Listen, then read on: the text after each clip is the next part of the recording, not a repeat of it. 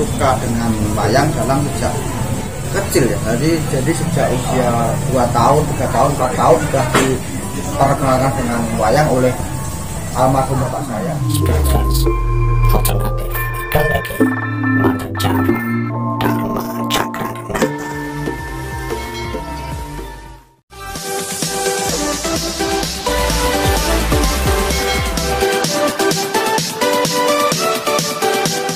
Semangka angkro susungkar lindu bumi kuncing malku kuntur kapung.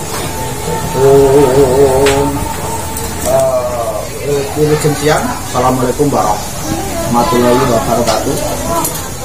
Dipun petangkan diperkenalkan, nama saya Haryo Widu Sulaksono. Saya rumah di Desa Duduwetan, Kecamatan Tedes, Kabupaten Ponorogo.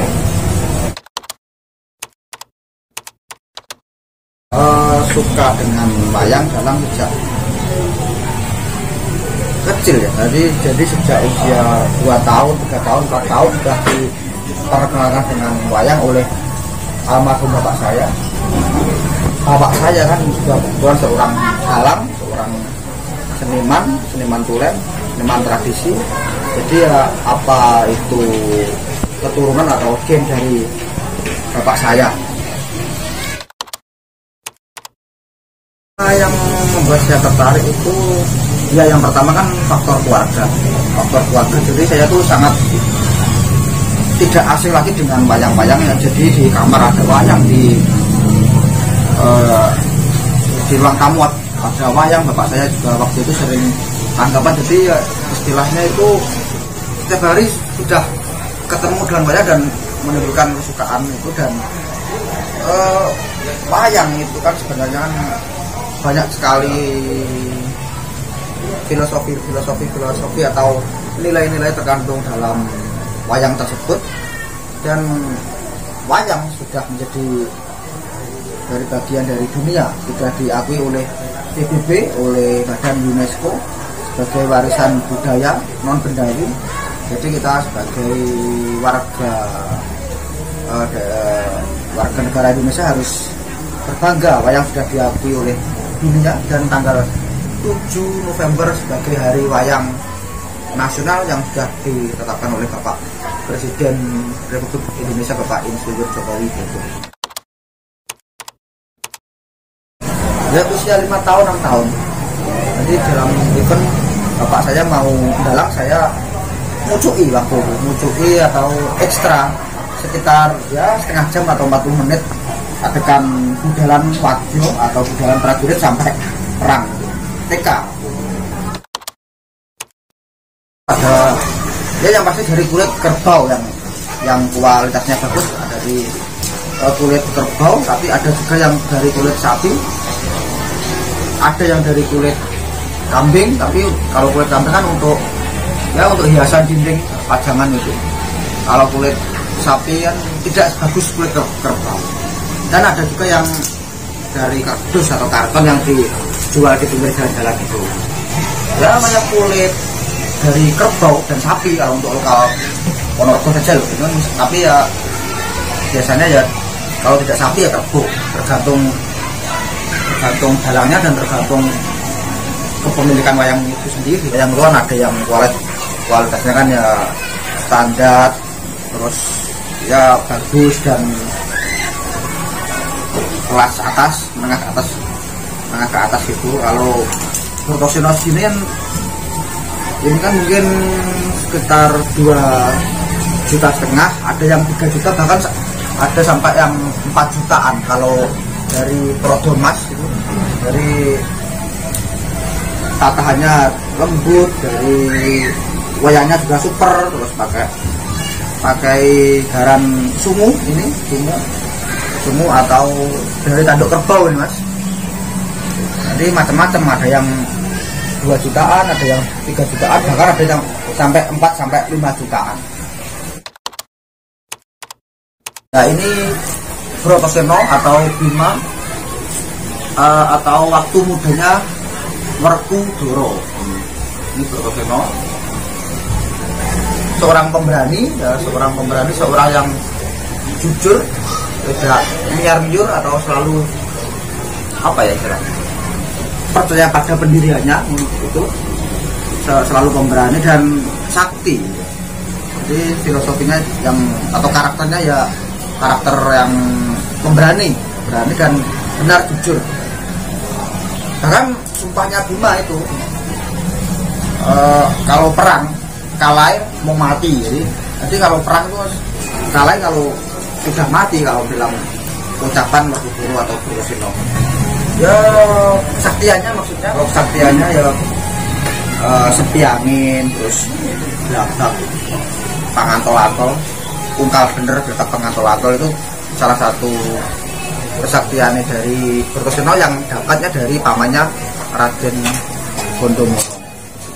Bisa lari secepat angin, mungkin itu di dalam pewayangan bisa lari atau berjalan secepat angin. Kalau belakang pengantol-antol itu ya kecepatannya Bima, waktu melompat Bima itu sangat cepat, dan mungkin beban tubuh dari Bima sendiri atau Broseno sendiri juga makin berat, makin antep. Ada teknik-teknik sendiri. Ini